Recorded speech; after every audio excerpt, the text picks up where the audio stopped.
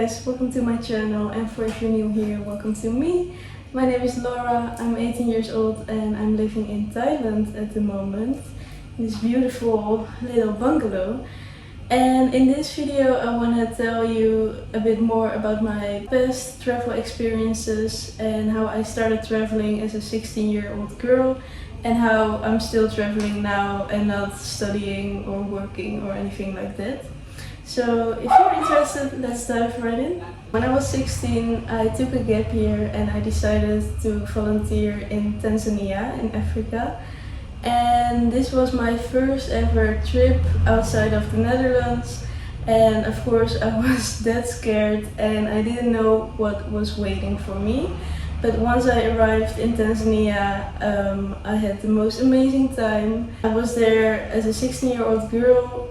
I came with a volunteer program called Projects Abroad, so everything was taken care of. So this was a good first step for me to start traveling. Like I went solo, but it was like taken care of from a bigger organization. And there I stayed 8 weeks volunteering in a primary school where I was teaching the kids English and mostly playing with them. And I stayed in a host family together with some other volunteers, so it was a great way to make friends and to experience another culture. I made a bit of a longer video about this as well. I will link it up here, or you can look on my channel to find the other video about volunteering in Africa. And after those 8 weeks I did hike the Kilimanjaro. And this was absolutely the most amazing experience of my life, and I'm so grateful for the fact that I have done that when I was 16, and it was absolutely amazing and the views were stunning. And it's so funny because when I came to Tanzania I had no idea about this whole mountain, the Kilimanjaro. Of course I've heard of it, but I never actually thought I would climb it. But after the Kilimanjaro, I went solo for 1 week to Zanzibar. And actually it was not completely solo, because on the Kilimanjaro hike I met another friend and we went together to Zanzibar. He went by train and I went by airplane, and then we met up there. So it was such a coincidence that we both wanted to go there. And I still had 1 week left, so I was so happy that I could spend it together with someone, because I was still a bit scared of solo traveling, and this was like the first step for me to do a little solo trip. So I spent 1 week in Zanzibar together with my friend and we had an amazing time there. We just chilled on the beaches, did some tours, some waterfalls, some nature, and just a lot of chilling and just enjoying life. So that was more like a little bit of a holiday after the 8 weeks of volunteering. And I'm actually completely sweating at the moment because I'm sitting in this like little room and it's super hot and the sun is shining on me. And yeah, I live in Thailand, so it's like 32 degrees outside, but that's why you will see my face shine a little bit. But that's the reality of living in Thailand, no problem of course. And then when I came back home, my next trip was to Guatemala. And by this time I turned 17, and everyone always asked me like, how do you do it? How do you travel solo when you're so young? And aren't you afraid? Shouldn't you study? All these questions I get asked a lot, like a lot of the time. Now still when I'm here. Now I'm 18, it's still the same, you know, I'm young. So I wanted to explain a little bit about why I started traveling also, and why I'm not studying or working. I started traveling because I didn't get into my study program that I really wanted to get into. And then I decided to take a gap year, so I went to Africa. And when I came back, I tried to get in again, and again I didn't get in. And by this time I found out that traveling really was a passion of mine, and I wanted to see so much more of the world. So I decided to take another gap year, and so I went to Guatemala. And there I did a Spanish course, and to be honest I was a bit afraid again to go to Guatemala. because it's such a dangerous country, everyone says, but I chose it because it had beautiful nature, these volcano hikes, and it was a cheap country. And yeah, I've never been there. I've never been in any country, to be honest, so I could pick randomly. So I chose Guatemala, and my mom was completely okay with it, but my sister, she was a bit concerned, and that made me a bit concerned and worried. But in the end, I still went, and for the first week I booked a Spanish course, which was again with a host family, so that was kind of my way to start the trip a little bit safe and secure. And after this 1 week, I solo traveled 3 weeks to Guatemala, and again I had the most amazing time of my life there. I met so many nice new friends and people, and I traveled around the whole country. And then at one place I met another girl, and she said, "I'm flying to Mexico next week, do you come?" And I was like, yeah, sure, why not?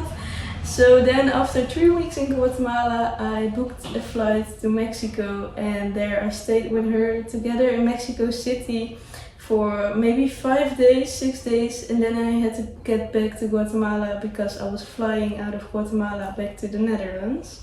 And then when I got back, I acknowledged that I really wanted to travel more. Every time I went back to the Netherlands, I got into a little bit of a post-travel depression, and yeah, I just wanted to see more of the world. And every time I came back in the Netherlands, I worked very hard. So that's to answer one of those questions: how do you afford it all?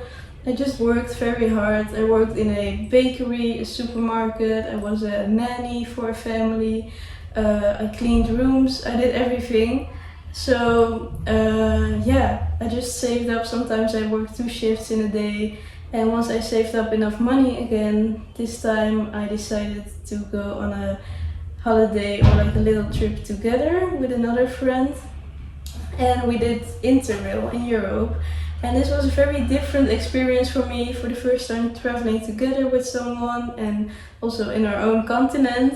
And this was actually the first time I saw Europe, because as I said in the beginning, I've never been outside of the Netherlands before I went to Tanzania. So this time I had the feeling I wanted to explore my own continent as well. So I went to Paris, we went to Italy, a lot of cities in Italy, Czech Republic, we went to Slovenia, Prague, I don't remember, a lot of cities by train in 1 month.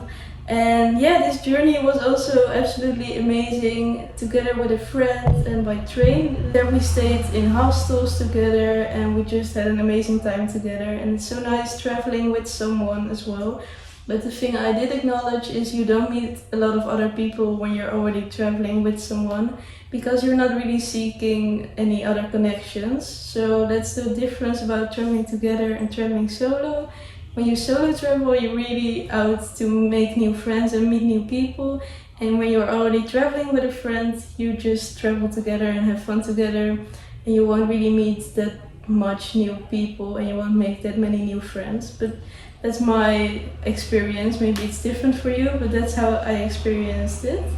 And after 3 weeks of traveling together, unfortunately my friend had to fly back home from Vienna, Austria, because she had an injury in her foot, and it was so bad that she went to the hospital. So we went to the hospital together, midnight, we spent the whole night there, and it was it was absolutely tragical. We went through it together, and I supported her as much as I could, of course.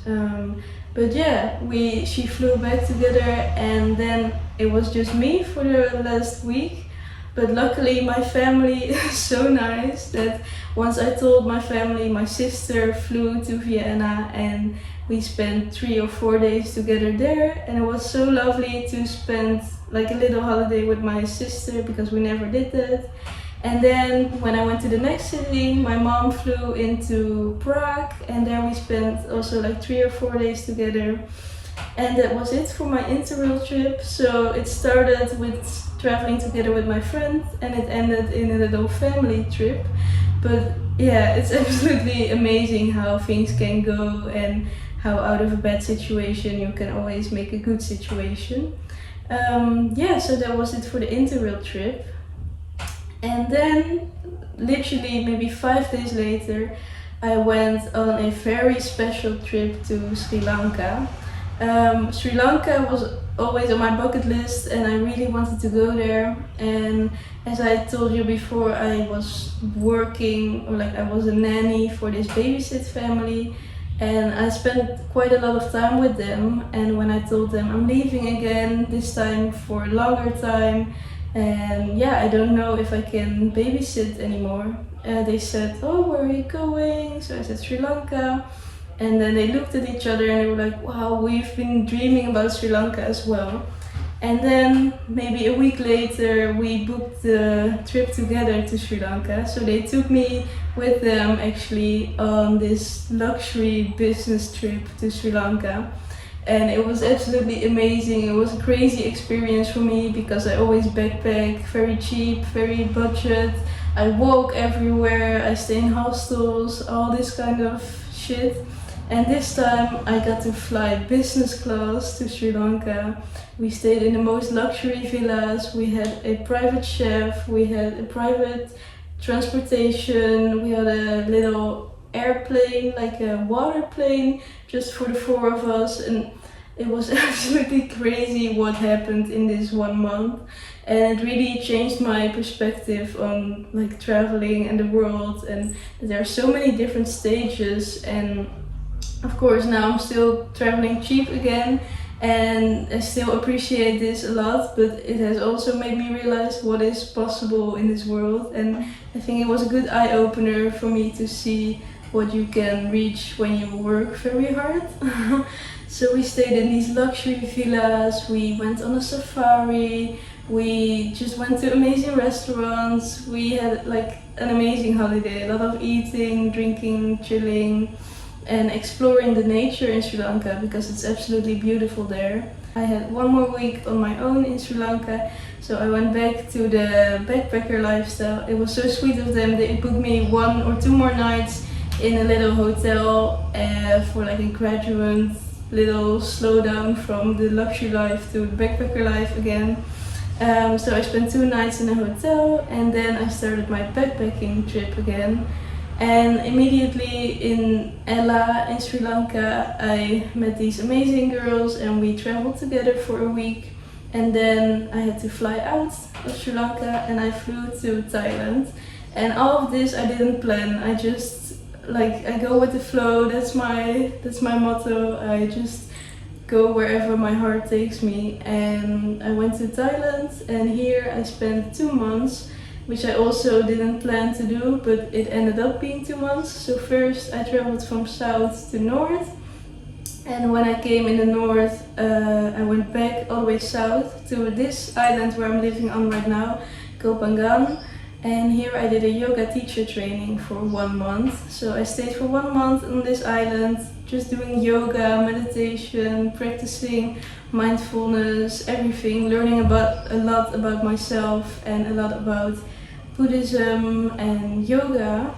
And after this month that I spent together with 18 other girls and boys, they were like more 30 to 35-ish, but there was one other girl, she was 19 years old, and we slept in the same room and we were like such good friends. We became such good friends in this 1 month that we decided to continue our travels together.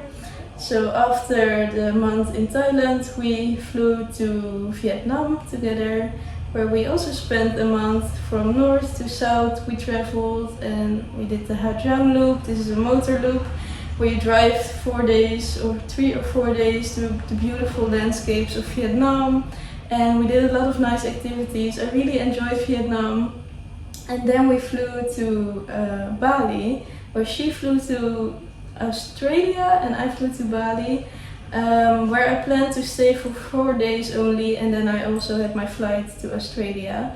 But it went a little bit different. I stayed a month in Bali, Indonesia and in Lombok because I absolutely loved Lombok, and there a friend of mine who I met in Thailand also flew to Lombok, and at the moment we are living together in this little bungalow, so it's crazy how things can go.